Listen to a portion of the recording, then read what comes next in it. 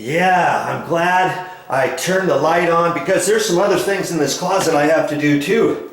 See, here's another hole. They had a coaxial cable going through there and then underneath the carpet and all that kind of stuff. So I have to clean that off, recalk the baseboard, and recalk the top of the baseboard, the inside corner.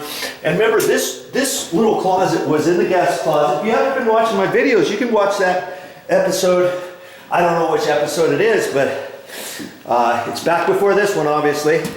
And this little area had little 5/16 tongue and groove cedar planking. They decided, whoever installed the carpet here decided, hey, let's put cedar planking in the closets. It looked kind of good, but hey, since we tore out the carpets, it was a good idea to tear that out too. But what they did is after they installed it, they put a little cedar trim all the way around the bottom edge of the baseboard. So I had to take that off, and instead of just nailing it, they could have just nailed it with the finish nails, right? Some brads, and they did, but they also glued the back. They shouldn't have done that. They should have been mindful for the next person, because when you do that, it pulls the surface off of this baseboard. This baseboard is not 100% wood. This is MDF baseboard, and that's generally the type of baseboard that you get all day long now at the hardware store. It's pre-finished white. It has a white primer on it. Paints up really good.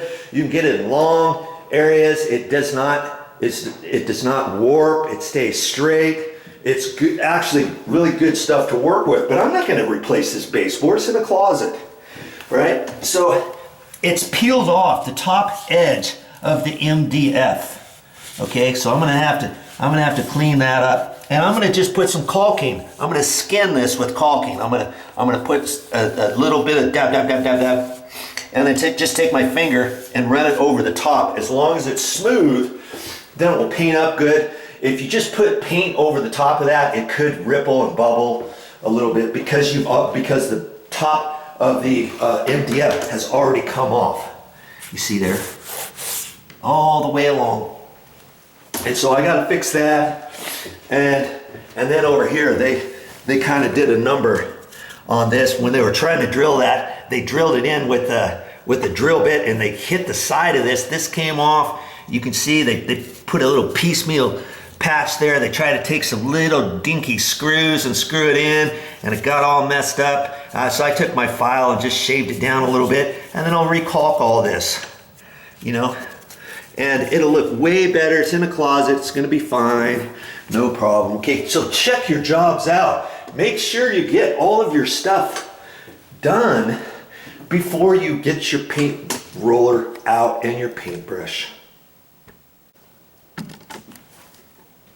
Well, that's all I have for this time, but I'll be back with more videos.